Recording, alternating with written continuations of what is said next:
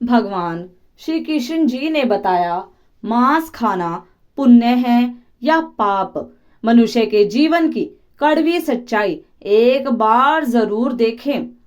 आइए जानते हैं एक पुरानी कथा के माध्यम से। भगवान श्री कृष्ण जी ने देवी रुक्मिणी को बताया कि मांस खाना पुण्य है या पाप। जैसा कि आप सभी जानते हैं कि इस चराचर जगत में ईश्वर ने अनेक प्रकार की योनियां बनाई हैं और उन्हीं योनियों में जीव जंतु भी शामिल हैं और अनेक प्रकार के कीड़े मकोड़े भी हैं, जिनमें से कुछ बड़े जीव हैं और कुछ छोटे जीव, और इनमें से कुछ ऐसे जीव भी हैं जिनको कुछ दुष्ट मनुष्य मार कर खाते हैं। कुछ मनुष्यों के मन में यह प्रश्न अवश्य उठ रहा होगा कि क्या भगवान ने जीवों को मार कर खाने के लिए बनाया है? क्या मांस खाना पुण्य है या पाप? आज के इस वीडियो में मैं आपको यही बताऊंगा कि जीवों को मारकर खाने से पाप लगता है या नहीं। जैसे पशु पक्षी, भेड़ बकरी, गायें भैंस, मुर्गा आदि समस्त प्राणियों का मांस खाने से मनुष्य को अपने जीवन के अंतिम दिनों में कौन से पाप भोगने पड़ते हैं और ऐसा करने वालों को यमलोक में यमराज के द्वारा कौन सी सजा मिलती है। इस कलयुग में ऐसे लाखों लोग मिलेंगे जो मांस खाते हैं और मांस खाने को सही मानते हैं और कहते हैं यदि हम इन जीवों को नहीं खाएंगे तो इनकी संख्या बढ़ जाएगी और यह संख्या में मनुष्यों से ज्यादा हो जाएंगे। इसीलिए भगवान ने इन जीवों को हमें खाने के लिए ही बनाया है। इसको मारकर खाने से हमें कोई पाप नहीं लगता है। और कुछ लोग ऐसे भी हैं जो जीवों को मार कर खाने को पाप मानते हैं और उनका कहना है कि मांस खाने से पाप लगता है और मांस खाने वालों की पूजा आराधना ईश्वर स्वीकार नहीं करते हैं। उन्हें कुंभी पाक नरक में कठोर से कठोर सजा मिलती है। आज मैं आपको एक बहुत ही सुंदर कथा के माध्यम से बताऊंगा कि मांस खाना मनुष्यों के लिए कितना सही है और कितना गलत, और भगवान ने मांस खाने वालों के बारे में क्या बताया है और उन्हें नरक लोक में कौन सी सजा मिलती है। तो चलिए जानते हैं इस कथा के माध्यम से। एक बार की बात है, भगवान श्री कृष्ण जी द्वारका नगरी में अपने राज सिंहासन पर विराजमान थे। तभी उनके पास देवी रुक्मिणी व्याकुल मन से आती है और भगवान श्री कृष्ण जी से कहती है, हे प्रभु, आज मैं द्वारिका नगरी में अपनी सखियों के साथ भ्रमण कर रही थी तो मैंने देखा कि कुछ दुष्ट मनुष्य छोटे छोटे असहाय जीवों को मार कर उन्हें अपना भोजन बना रहे हैं। हे प्रभु, यह देखकर मेरे मन में एक प्रश्न उठ रहा है और मैं चाहती हूँ कि आप मेरे प्रश्न का उत्तर दें।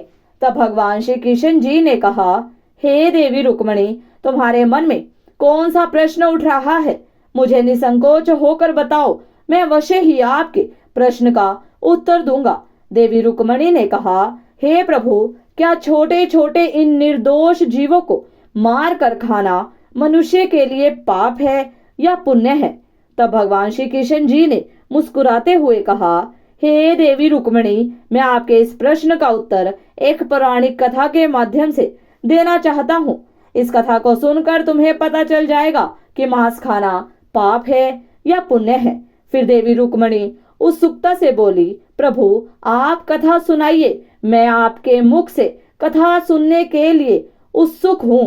भगवान श्री कृष्ण जी ने कहा, हे देवी रुक्मिणी, प्राचीन काल में किशनपुर नाम का एक गांव था। उस गांव में एक धनवान व्यक्ति रहता था। उसके घर में धन धान्य की कोई कमी नहीं थी। एक दिन उसने तीर्थ यात्रा पर जाने की योजना बनाई। तीर्थ यात्रा पर जाने से पहले उसने अपने घर में एक विशाल भंडारे का आयोजन किया और गांव के सभी लोगों को उस भंडारे में आमंत्रित किया। गांव के सभी लोग भंडारे में भोजन करने के लिए उसके यहाँ आए। उस धनवान व्यक्ति ने भंडारे में दो तरह का भोजन बनवाया था, एक शाकाहारी भोजन और दूसरा मांसाहारी भोजन। मांसाहारी भोजन में उसने बकरा, मुर्गा, मछली आदि बनवाया था और सभी गांव वालों को बकरा, मुर्गा और मछली का मांस परोसा गया और गांव वालों ने बहुत स्वाद से खाया। और जो लोग मांस खाना पाप मानते थे उन्होंने शाकाहारी भोजन खाया। और सभी गांव वालों के भोजन करने के बाद उस धनवान व्यक्ति ने जब यह देखा कि कुछ गांव वालों ने तो भोजन में मांस मछली को खाया परंतु कुछ लोगों ने इसको हाथ भी नहीं लगाया, और यह देखकर उस धनवान व्यक्ति ने सभी गांव वालों को एक जगह पर बुलाया और उन्हें संबोधित करते हुए कहा, मेरे प्रिय गांव वासियों, मैंने आप सभी को यह बताने के लिए एकत्रित किया है कि यह मांस, मछलियां और छोटे जीवों को ईश्वर ने हम इंसानों को खाने के लिए ही बनाया है ताकि हम उनको मारकर खा सकें। और ईश्वर ने अन्य भोजन के साथ साथ मनुष्यों को खाने के लिए मछलियां और कई तरह के छोटे छोटे जीवों को जन्म दिया है। उस धनवान व्यक्ति की यह बात सुनकर सभा में बैठे हुए एक नौजवान ने कहा, श्रीमान जी, आप गलत कह रहे हैं। उस नौजवान लड़के की इस बात को सुनकर वहां उपस्थित सब गांव के लोग आश्चर्यचकित हो गए और उसकी तरफ देखने लगे। तभी उस धनवान व्यक्ति ने कहा, बेटा, तुम्हारे कहने का मतलब क्या है? तब उस लड़के ने बहुत ही सरल स्वभाव से कहा, श्रीमान जी, इस संसार में समस्त जीवों को परमात्मा ने बनाया है, लेकिन इनको मार कर खाने के लिए नहीं बल्कि इनको अपना जीवन जीने के लिए। और यह छोटे छोटे जीव भी पृथ्वी पर रहने वाले मनुष्यों की तरह ही जन्म लेते हैं और मनुष्य की तरह ही उनकी भी मृत्यु होती है। और जिस तरह हम मनुष्यों को चोट लगने पर पीड़ा होती है उसी तरह उन्हें भी पीड़ा होती है। और इस संसार में कोई भी प्राणी किसी अन्य प्राणी से श्रेष्ठ नहीं है, बल्कि सभी जीव जंतु और मनुष्य एक समान हैं। वह अलग बात है कि ईश्वर की कृपा से मनुष्यों की बुद्धि ज्यादा विकसित है और जीव जंतुओं की कम, लेकिन इसका मतलब यह नहीं है कि आप ज्यादा शक्तिशाली हैं तो अपने से कम शक्तिशाली वाले जीवों को मारकर उन्हें अपना भोजन बनाएं। श्रीमान जी, यह कहना गलत है कि ईश्वर ने छोटे जीवों को हमें खाने के लिए बनाया है। हम अपने स्वाद के लिए और अपनी जीविका के लिए और भी चीज खाकर अपना पेट भर सकते हैं। ईश्वर ने हमें जीव जंतुओं से अधिक बुद्धि दी है। इसका मतलब यह नहीं है कि हम अपने शरीर के पोषण के लिए किसी को भी मारकर खा सकते हैं। यदि कोई जीव जंतु आपसे कमजोर है तो इसका मतलब यह नहीं है कि आप उन्हें मारकर खाओगे और भगवान ने उन्हें आपके खाने के लिए बना दिया है। अगर आपको छोटे जीवों को मारकर खाने में अच्छा लगता है तो ठीक उसी प्रकार से शेर, चीता और बाघ जैसे बड़े जानवरों को हमारे शरीर का मांस बहुत स्वादिष्ट लगता है और वे जब चाहे हमें पकड़कर अपना भोजन कर सकते हैं। तो इसका मतलब यह कतई नहीं है कि ईश्वर ने हमें शेर, चीता, बाघ के भोजन के लिए बनाया है। यदि आप ऐसा मानते हैं कि मुर्गा, मछली, भेड़, बकरी को भगवान ने हमारे भोजन के लिए बनाया है तो फिर शेर, चीता और बाघ से अपनी रक्षा क्यों करते हो? भगवान ने आपको भी तो उनके भोजन के लिए बनाया है, तो आप शेर, चीता, बाघ जैसे जानवरों से खुद को क्यों बचाते हो? आगे वह लड़का उस धनवान व्यक्ति से कहता है, श्रीमान जी, जिस प्रकार आपको अपना शरीर प्यारा है, आपको अपनी जान प्यारी है, उसी तरह सभी प्राणियों को अपनी जान प्यारी है और अपना शरीर प्यारा है, चाहे वह छोटा जीव हो या बड़ा। मनुष्य अपने आप को सभी जीवों से श्रेष्ठ समझता है, परंतु वास्तव में यह मनुष्य कभी कभी मूर्खता वाले काम करता है। यह दुष्ट मनुष्य अपने से छोटे जीवों को मारकर खाते हैं। इस तरह उस नौजवान लड़के की बात सुनकर उस धनवान व्यक्ति की बोलती बंद हो गई और वह सभा के सामने बिल्कुल लज्जित हुआ और गांव के सभी लोग उस लड़के की इन बातों से सहमत हो गए। फिर भगवान श्री कृष्ण जी ने देवी रुक्मणी से कहा, हे देवी, मैं तुम्हें भगवान शिव जी का एक और उपदेश सुनाता हूँ। इस उपदेश को स्वयं भगवान शिव जी ने देवी पार्वती को सुनाया था। हे देवी, इस उपदेश को सुनने के बाद आपको पता चल जाएगा कि मांस खाना पाप है या पुण्य। तब देवी रुक्मणी ने कहा, सुनाइए प्रभु, भगवान शिव जी ने देवी पार्वती को कौन सा उपदेश सुनाया था? मेरा आपसे निवेदन है कि आप इस कथा को पूरा मन लगाकर सुनना, नहीं तो कथा आपकी समझ में नहीं आएगी, क्योंकि आधी अधूरी कथा सुनने वाले लोग ही मांस, मछली और छोटे जीवों को मारकर खाते हैं। जो कथा को पूरी सुनता है वह जीवन में ऐसा पाप कभी नहीं करता है और उसके घर में माता लक्ष्मी जी वास करती है। कथा सुनाते हुए भगवान श्री कृष्ण जी कहते हैं, हे देवी रुक्मणी, एक बार की बात है, एक सन्यासी महात्मा जंगल में तपस्या कर रहे थे। तभी उनके पास एक छोटा सा खरगोश तेजी से भागता हुआ आया और उनके पीछे छुप गया। वह खरगोश बहुत भयभीत था। उस भयभीत खरगोश को देखकर सन्यासी महात्मा की तपस्या भंग हो गई और उन्होंने गुस्से में आकर उस खरगोश से पूछा, हे खरगोश, तुम इतने डरे हुए क्यों हो? तुम्हें क्या परेशानी है और किसके डर से तुम मेरे पीछे छुपे हो? वह सन्यासी महात्मा उस खरगोश से यह पूछ ही रहे थे, तभी वहां पर एक शिकारी आ पहुंचा जिसके हाथ में धनुष और बाण था। वह शिकारी सन्यासी महात्मा से कहने लगा, हे सन्यासी, इस खरगोश को मुझे दे दो। मैंने इस खरगोश को अपना शिकार बनाने के लिए इसका पीछा काफी दूर से किया है, इसलिए इस खरगोश पर मेरा अधिकार है और यह मेरा शिकार है। मैं इसे मारकर अपना भोजन बनाऊंगा। शिकारी की यह बात सुनकर सन्यासी महात्मा उस पर हंसने लगे और बोले, अरे नादान, तुझे इतना भी नहीं पता कि संसार में किसी भी जीव पर किसी का अधिकार नहीं होता है। हर प्राणी पर केवल उसका ही अधिकार होता है। फिर शिकारी कहता है, नहीं, इस खरगोश पर मेरा अधिकार है और मैं इसका शिकार करके इसको मार कर खाऊंगा। तब सन्यासी महात्मा शिकारी से कहते हैं कि बेटा, किसी जीव को मार कर खाने का अधिकार तुम्हें किसने दिया?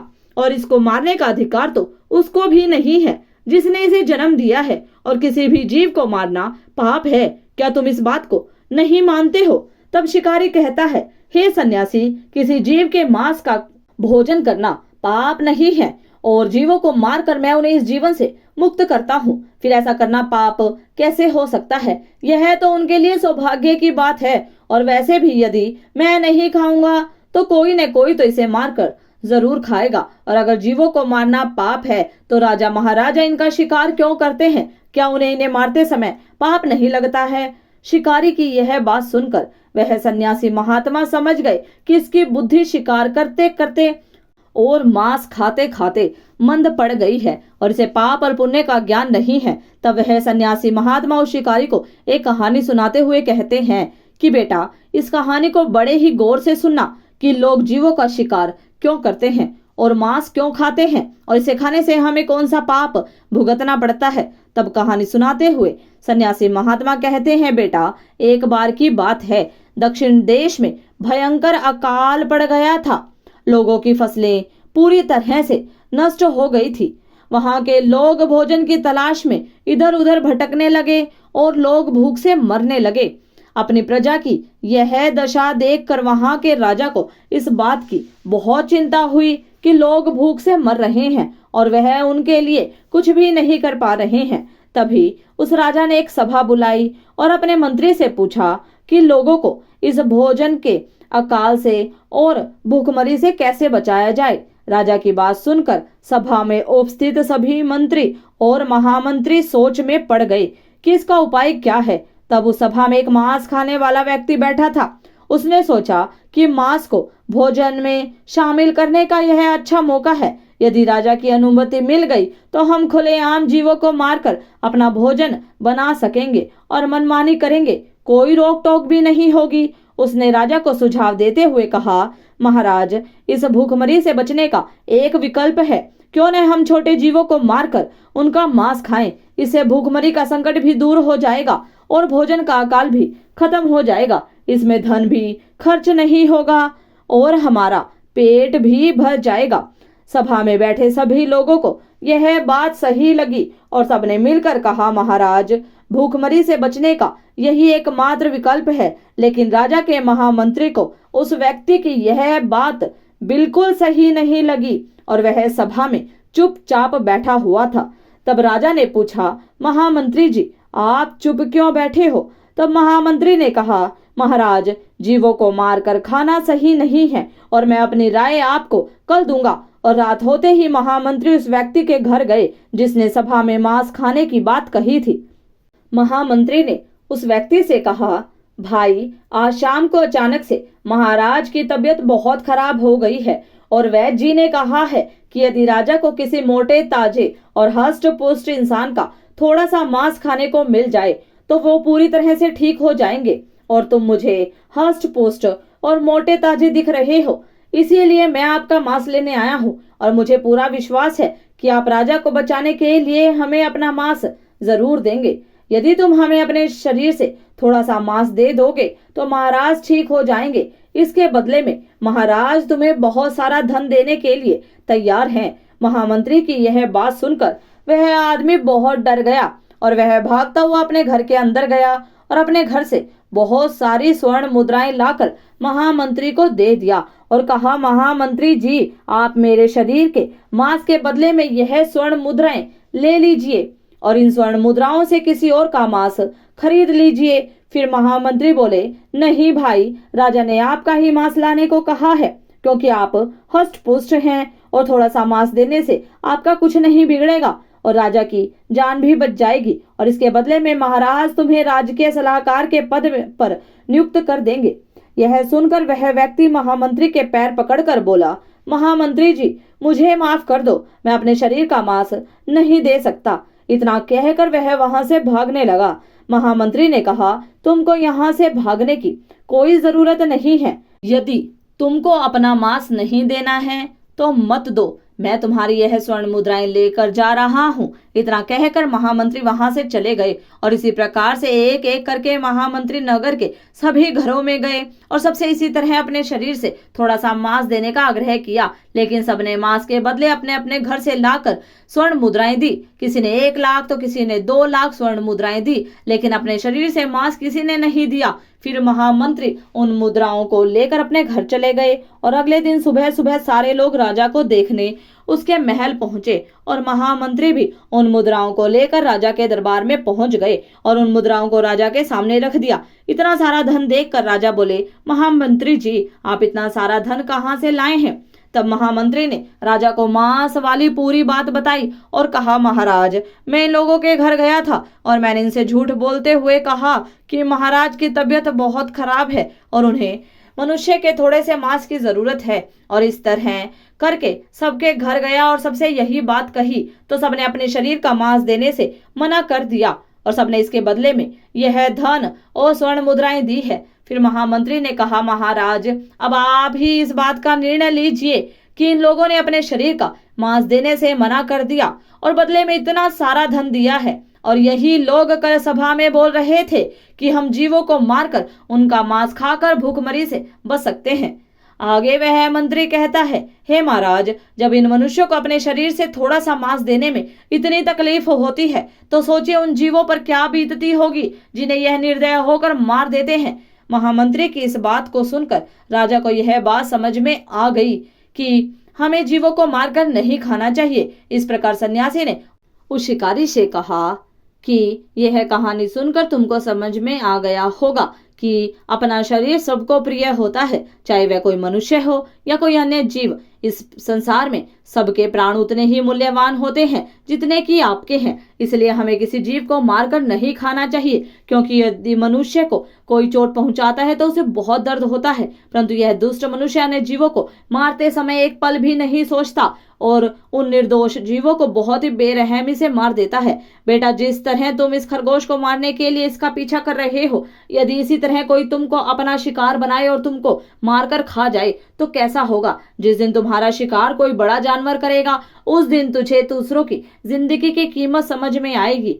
सन्यासी महात्मा की यह बात सुनकर उस शिकारी की आंखों में आंसू आ गए और बोला, हे महात्मा, मुझे माफ कर दो। आज मैं आपको वचन देता हूँ कि आज से मैं कभी जीवों को नहीं मारूंगा और मैं मांस खाना छोड़ दूंगा। इस प्रकार से भगवान श्री कृष्ण जी ने देवी रुक्मिणी को मनुष्य के जीवन की कड़वी सच्चाई बताई। तो भक्तों, कहानी पसंद आई हो तो वीडियो को लाइक, शेयर, सब्सक्राइब करें। धन्यवाद।